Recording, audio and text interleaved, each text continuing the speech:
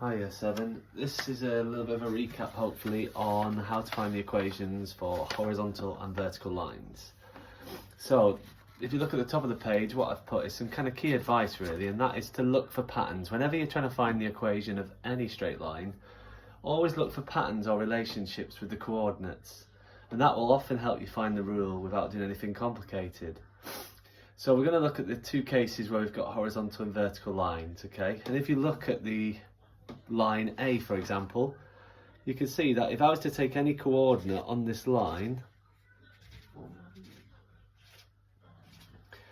that, well, we've got -6, -4, we've got -5, -4, -4, -4, -3, -4, -2, -4, -1, -4.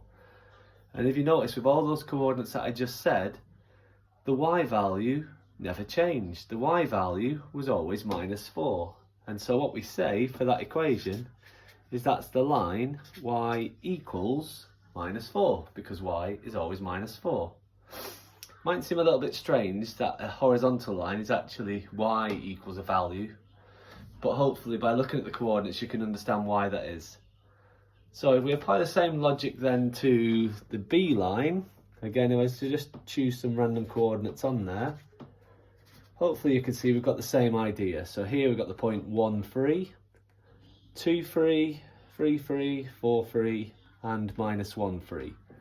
But for every coordinate on there, the y value was always 3. So that's the line y equals 3. Okay, and if you look very easily, you can figure out the equation of the line just by looking at where it crosses the y-axis. So that was the line y equals 3 because it crossed at 3. That's the line y equals -4 because it crossed at -4. So horizontal lines are always y equals a value. You might sometimes see that written as y equals c, a constant, but y equals a value is the way to remember it really, that it's always going to be equal to a set value that doesn't change when it's a horizontal line. So vertical lines, if we apply the same logic, if we look at C, choose a couple of coordinates on there. So this is the point 2, 1, 2, 2, and 2, 3. And again, if we think about those coordinates in the relationship, you can see that the x value hasn't changed. The x value was always 2. So that is the line x equals 2. X is always 2. And again, if we think about using the same logic for this line, well, this line's crossing at 5. I reckon that's going to be the equation x equals 5, because every coordinate on that line has an x value of 5. And again, they don't just have to fit on exact coordinates. If you look at this one, it's somewhere between -4 and -5 where it crosses the x-axis. So I think that's going to be the line x equals -4.5.